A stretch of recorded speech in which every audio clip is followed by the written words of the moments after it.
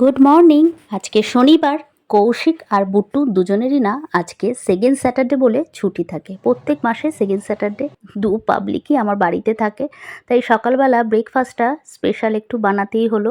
পাউরুটি এনেছিল কৌশিক, তার সাথে ডিম দিয়ে আর ওর মধ্যে পেঁয়াজ কুচি, লঙ্কা কুচি, ধনেপাতা কুচি, নুন, একটু গোলমরিচ গুঁড়ো সব কিছু দিয়ে না আমি এরকমভাবে সাদা তেলে এই পাউরুটিগুলো না ওই ডিমের ব্যাটারে ডুবিয়ে ডুবিয়ে ভেজেছি। আর একটু ধনেপাতাও দিয়েছিলাম, বেশ ভালো লাগে ফ্লেভারটা।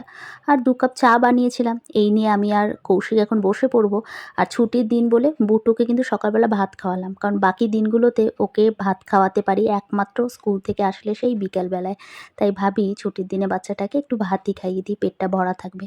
কৌশিক যথারীতি শনিবার দিন মহাভারত চালিয়ে বসে পড়েছে। তো মন খারাপের মধ্যেও কিন্তু আমাদের এইভাবেই রোজকার জীবনগুলো কাটাতে হবে। আর কি বলবো, কিছুই বলার নেই, কিছুই বলার নেই সত্যি।